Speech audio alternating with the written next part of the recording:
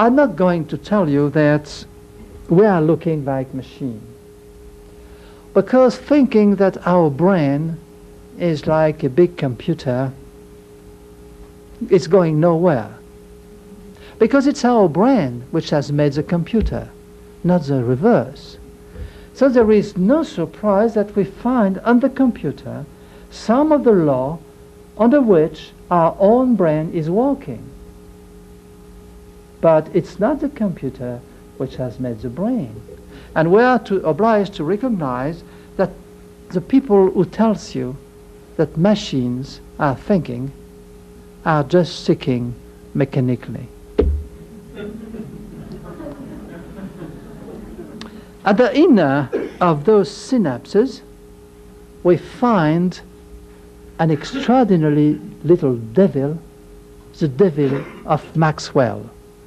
You know that Maxwell had invented that in order to make some order in the universe, he could have a little devil which would be at a little door that he could open or close when a given molecule was coming with a given speed. Now, if he had two different containers and a division between them and the little door, when he was having a very speedy molecule, he would open it. When the molecule would be slow, he would close it. And finally, it would have two different temperatures, starting with a identical temperature in the two vessels, so that it would now make a machine and have energy which costs nothing. That devil of Maxwell was really a contradiction to all the law of thermodynamics, although it could not be proved to be wrong. And for a long time, physicists were not happy about that story. But we know now that the devil of Maxwell really does exist. It's the way our synapses are working. When what we call a chemical mediator comes from one cell to the next one, it opens very tiny little gates, and they engulf ions one by one, calculating the size of the ion and the charge of the ion, so that it does exactly what does the devil of Maxwell. Now, that is very agreeable, because it tells us that the prince of the physicist, Maxwell, invented a devil that everybody was thinking it was just a mistake. It's just for embarrassing the theory.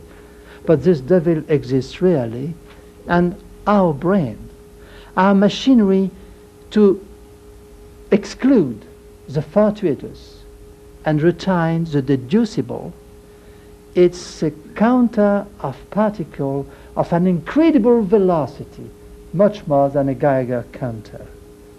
That means that really in ourself, intelligence is really incarnated, because we are using matter at its tiniest grain, so that we can really put some order in the universe. That is the property of reason.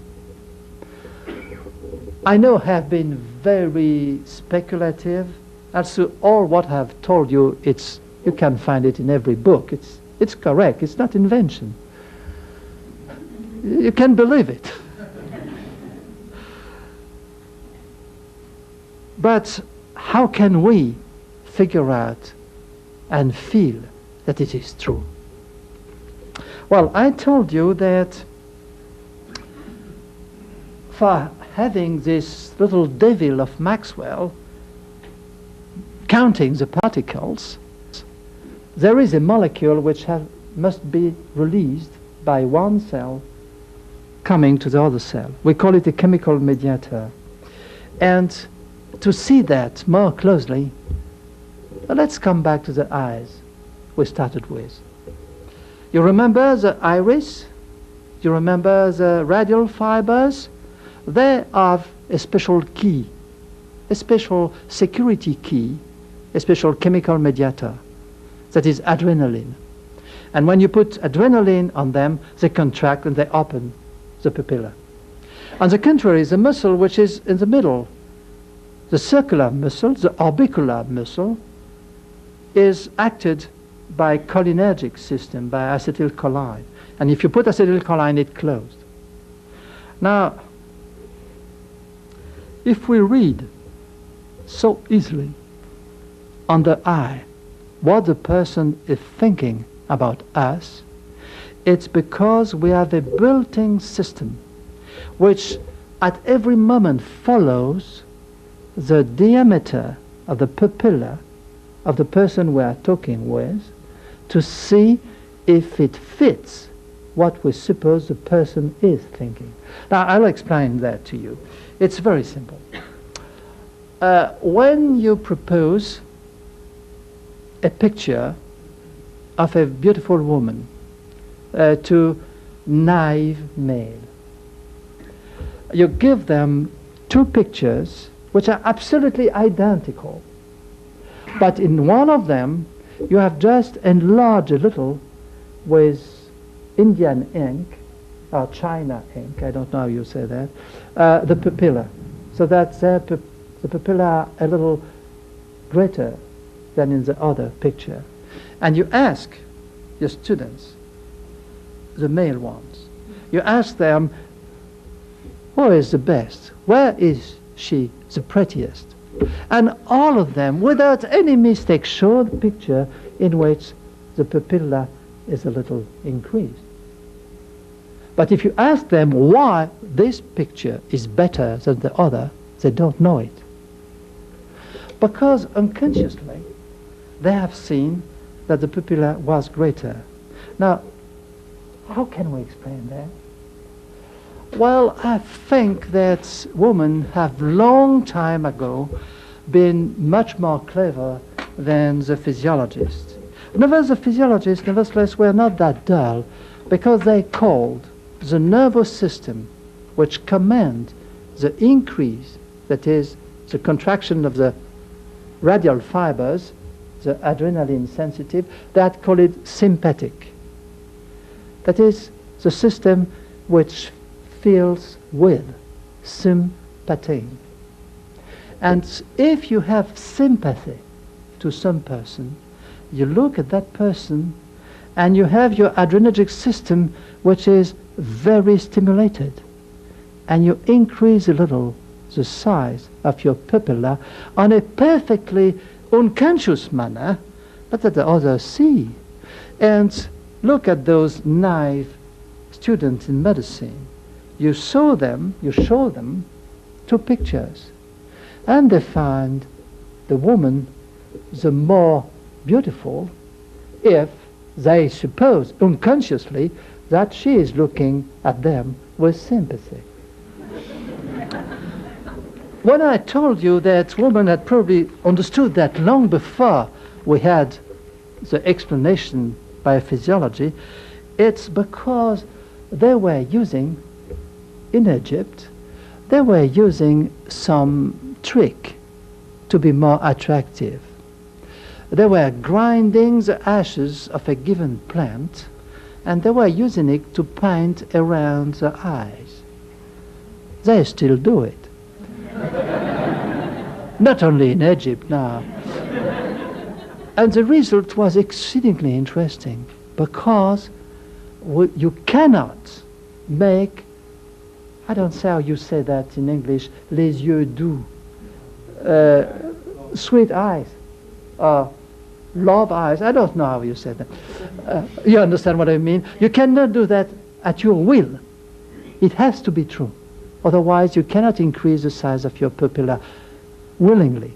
It has to be overwhelming. And they discovered that if they had put that makeup, some drop of it were going in the conjunctiva, and a poison was poisoning the orbicular muscle, the one which closes the pupilla. So that if you have this poison of the eye, your muscle is paralyzed to close it, but not paralyzed to increase it.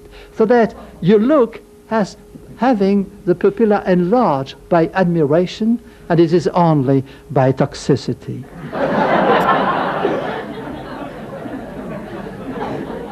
But you know what's the name of the plant which produce that marvelous alkaloid. Their name is belladonna.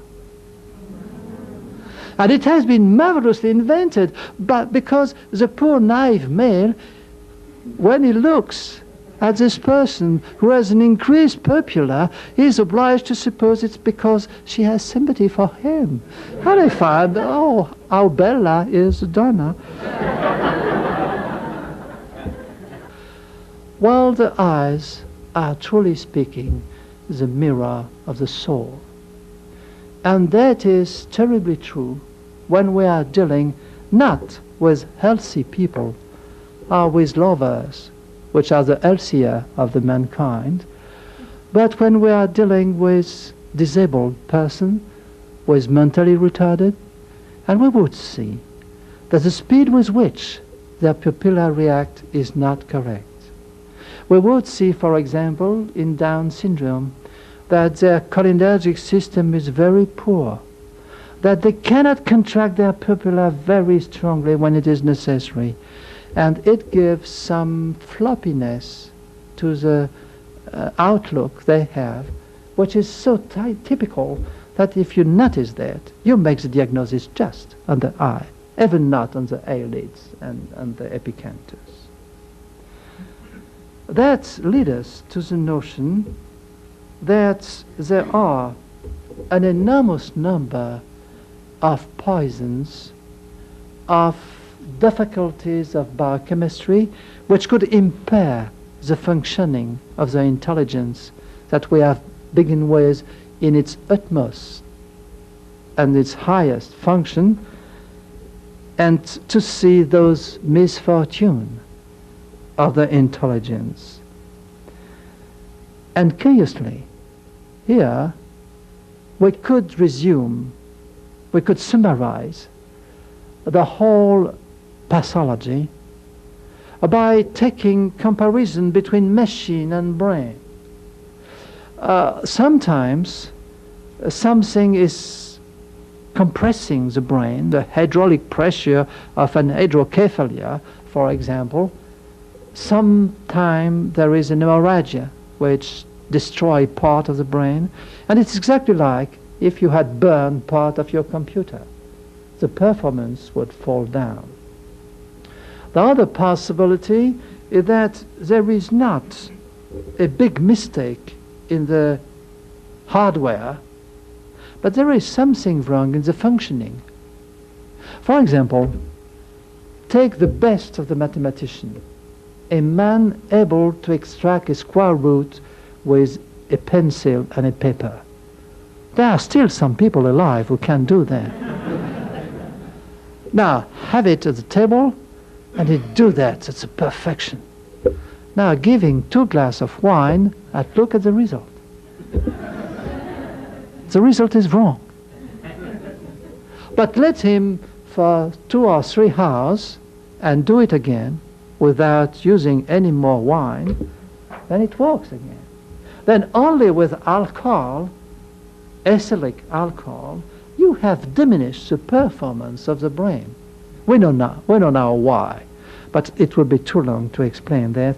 But in many different diseases, which are not so temporary as the well-being given by the wine, the continuous toxic is present, or some of the matter that we use to build those security key I was talking is not in a greater in amount enough so that we can do the right amount at the right moment at the right place. And finally, what ends you is mental retardation.